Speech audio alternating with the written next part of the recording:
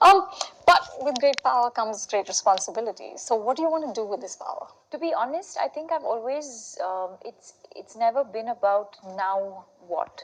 I think whatever I feel, I felt even some years ago, which is whatever you do, do it with some purpose and with some intention, with the intention to bring about some sort of change, to be able to impact people's lives with happiness and positivity, maybe some amount of guidance with what I get to do. I think I get to learn a lot, and maybe with speaking about my journey or my experiences or the films that I do, if I'm able to empower people, I think that has always been my intention. So I think with the success of the film, I feel like it just sort of further amplifies um, that platform. It was for people to realize that there was a woman with that sort of spirit and fearlessness.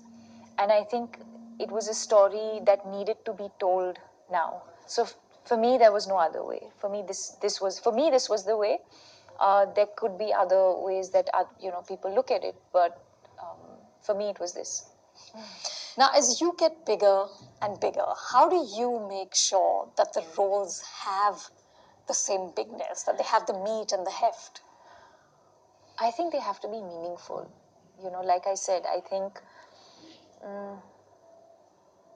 Pico was a small film, but it had meaning, it had depth.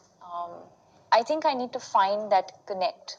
So it's not about how, it's not literally how big or small the film is.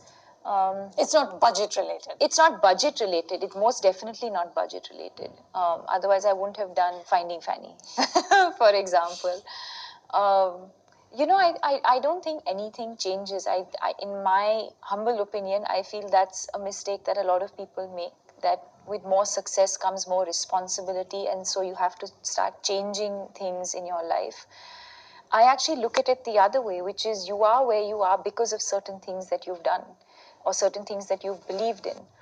So to remember your roots and to go back to and keep reminding yourself of why you are here and what is it and what are those decisions or what are those thoughts or who are those people who have helped you get to where you are.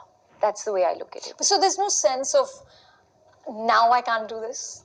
No, Not at all. no. Why would there be? No. Number one and all that. No. No, that's the way I've always looked at it. Of course, um, like I said, I think it's important for me to always remember what is it that I did that brought me here. I think if I had to sum it up in one line, I think it would be to not forget my roots. And I think I mean that in so many ways, whether it's remembering. I think in my personal life, in my professional life, I think in so many ways, I think that line just sums up